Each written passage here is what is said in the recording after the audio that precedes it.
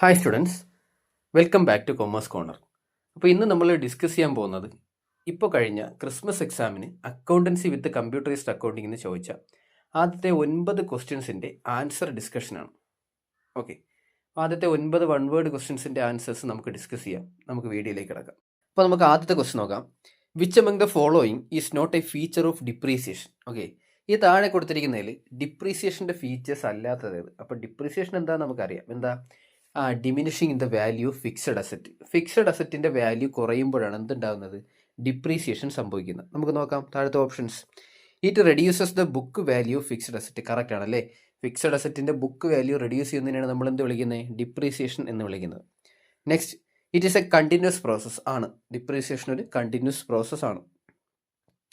It does not involve any cash out flow.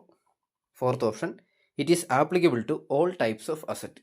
ഇപ്പോൾ depreciation ഒരു expense ആയിട്ട് നമ്മൾ ട്രീറ്റ് ചെയ്യുമെങ്കിലും അതൊരിക്കലും എന്തുണ്ടാക്കാറില്ല? ക്യാഷ് ഔട്ട് ഫ്ലോസ് ഉണ്ടാക്കാറില്ല. അതുകൊണ്ട് തന്നെ തേർഡ് ഓപ്ഷനും കറക്റ്റാണ്. Okay, fourth option, it is applicable to all types of assets. നമുക്കറിയാം ഫിക്സഡ് അസറ്റ്സിന് മാത്രമേ എന്തുണ്ടാകത്തുള്ളൂ? ഡിപ്രീസിയേഷൻ സംഭവിക്കത്തുള്ളൂ. ഇവിടെ പറഞ്ഞിരിക്കുന്നത് എല്ലാ ടൈപ്സ് ഓഫ് അസറ്റ്സിനും ഡിപ്രീസിയേഷൻ ആപ്ലിക്കബിൾ ആകുമെന്നാണ്. അപ്പോൾ അത് തെറ്റായ ഓപ്ഷനാണ്. ഇവിടുത്തെ കറക്റ്റ് ആൻസർ ഓപ്ഷൻ ഡി ആണ്. നെക്സ്റ്റ്, രണ്ടാമത്തെ question. Assets purchased are record in purchase book. This is an example of dash. നമുക്കറിയാം അല്ലേ, അസറ്റ് പർച്ചേസ് ചെയ്താൽ നമുക്ക് ഒരിക്കലും പർച്ചേസ് ബുക്കിൽ എഴുതാൻ കഴിയില്ല. പർച്ചേസ് ബുക്കിൽ എഴുതുന്നത് എങ്ങനെയാണ്? ഗുഡ്സ് പർച്ചേസ് ചെയ്യുമ്പോഴാണ് നമ്മൾ എന്ത് ചെയ്യുന്നത്? പർച്ചേസ് ബുക്കിൽ എഴുതുന്നത്. അസറ്റ് പർച്ചേസ് ചെയ്താൽ നമ്മൾ അസറ്റിൻ്റെ അക്കൗണ്ടിലാണ് എഴുതുന്നത്. അപ്പം അസറ്റ് പർച്ചേസ് ചെയ്താൽ പർച്ചേസ് ബുക്കിൽ എഴുതിയിരിക്കുന്നു. ഇതൊരു എറർ ആണല്ലേ? നമുക്കറിയാം റെക്ടിഫിക്കേഷൻ ഓഫ് എറർ എന്ന് പറയുന്ന ചാപ്റ്റർ നിങ്ങൾ ഡീറ്റെയിൽ ആയിട്ട് പഠിച്ചു വേണം. ഇതൊരു ടൈപ്പ് ഓഫ് എറർ ആണ്. അപ്പം അസറ്റ് പർച്ചേസ് ചെയ്ത് കഴിഞ്ഞാൽ അസറ്റിൻ്റെ ബുക്കിലാണ് എഴുതുന്നത്. എറർ ഓഫ് പ്രിൻസിപ്പിൾ ആണ്. ഓക്കെ, ഇനി മൂന്നാമത്തെ question. A trial balance is prepared to check dash. എന്ത് ചെക്ക് ചെയ്യാനാണ് നമ്മൾ ട്രയൽ ബാലൻസ് വരയ്ക്കുന്നത്? Arithmetical accuracy of ledger accounts. Ledger അക്കൗണ്ട്സിൻ്റെ അരിത്തമെറ്റിക്കൽ ആക്യുറസി ചെക്ക് ചെയ്യാനാണ് എന്ത് വരയ്ക്കുന്നത്? ട്രയൽ ബാലൻസ് പ്രിപ്പയർ ചെയ്യുന്നത്. Question. A business purchased goods worth ₹50,000 from Miss Rekha agencies by making immediate payment of 25,000 in cash. How will this transaction be recorded in the books of accounts? Okay, അപ്പോൾ 50,000 രൂപയുടെ goods purchase ചെയ്യുന്നു എന്നാണ് പറയുന്നത്. പക്ഷേ അത് 25,000 രൂപ cash payment നടത്തുന്നുണ്ടെന്ന് പറയുന്നുണ്ട്. അതിൻ്റെ മീനിങ് എന്താ? 50,000 രൂപയാണ് ടോട്ടൽ കോസ്റ്റ് ആയിട്ട് ചിലവായത്. പക്ഷേ അതിൽ 25,000 രൂപയെ ക്യാഷായിട്ട് പേയ്മെൻറ്റ് ചെയ്തിട്ടുള്ളൂ. അപ്പോൾ 25,000 രൂപ ക്യാഷ് പർച്ചേസും ബാക്കിയുള്ള 25,000 രൂപ ക്രെഡിറ്റ് പർച്ചേസുമാണ്. അപ്പോൾ നമ്മുടെ കറക്റ്റ് ഓപ്ഷൻ ഏതാണ്? ഓപ്ഷൻ സി ആണ്. ₹25,000 in cash book. Cash purchase നടത്തുന്ന 25,000 രൂപ നമ്മൾ ക്യാഷ് ബുക്കിലാണ് ട്രീറ്റ് ചെയ്യുന്നത്. And ₹25,000 in purchase book. Balance ഉള്ള 25,000 ക്രെഡിറ്റ് പർച്ചേസ് ആണ്.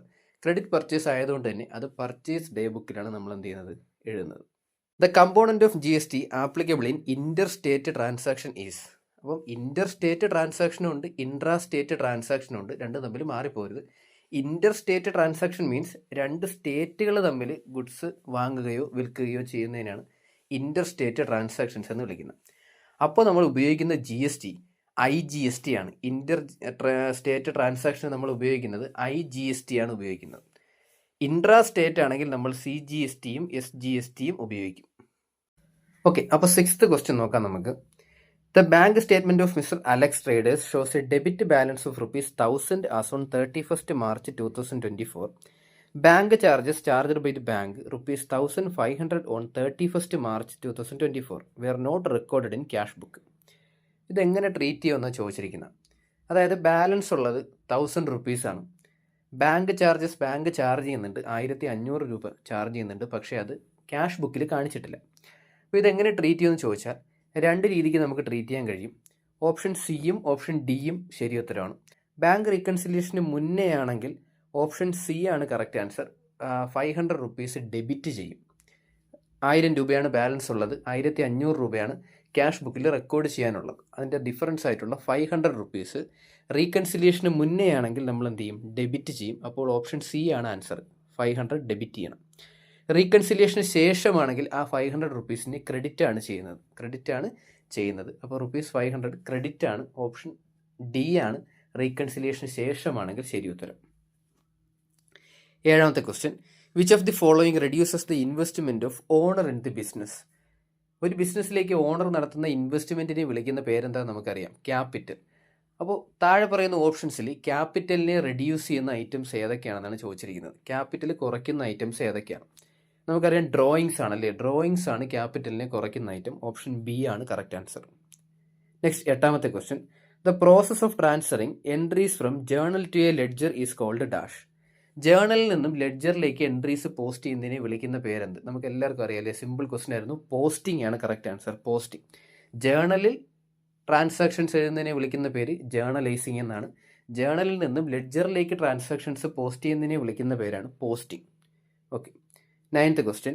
If the imprest amount was ₹3,000 and the petty cashier spend ₹1,800 during the month of November 2024, how much would the main cashier reimburse on the beginning of December 2024? അതായത് impressed amount എന്ന് പറഞ്ഞാൽ എല്ലാ മാസവും main cashier petty കാഷ്യറിന് കൊടുക്കുന്ന ഒരു fixed amount ആണ്.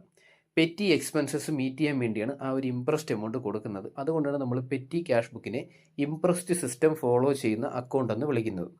So November മന്തിൻ്റെ ബിഗിനിങ്ങിലും ₹3,000 മെയിൻ കാഷ്യർ പെറ്റി കാഷ്യറിന് കൊടുത്തു. നവംബർ മന്തിലെ പെറ്റി എക്സ്പെൻസസ് എത്രയാണെന്ന് തന്നിട്ടുണ്ട്, ₹1,800. അപ്പോൾ നവംബർ മന്തിൻ്റെ എൻഡിൽ ₹3,000 നിന്നും ₹1,800 എക്സ്പെൻസസ് എല്ലാം മീറ്റ് ചെയ്ത് കഴിഞ്ഞ് ബാക്കി ₹1,200 ഉണ്ട്. ₹1,200 നവംബർ മന്തിൻ്റെ എൻഡിൽ ബാലൻസ് ഉണ്ട്. ക്വസ്റ്റ്യൻ നവംബറിൽ ഇനി എത്ര എമൗണ്ടും കൂടി ആഡ് ചെയ്യണം എന്നാണ് ചോദിച്ചിരിക്കുന്നത്. എത്ര എമൗണ്ട് കൂടി മെയിൻ കാഷ്യർ പെറ്റി കാഷ്യറിന് കൊടുക്കും?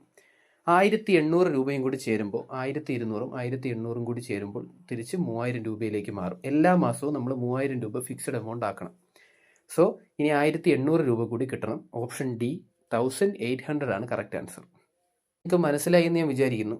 കൂടുതൽ ക്വസ്റ്റ്യൻ ഡിസ്കഷൻ്റെ ആവശ്യമുണ്ടെങ്കിൽ കമൻറ്റ് ബോക്സിൽ നിങ്ങൾ കമൻറ്റ് ചെയ്യുക. Thank you.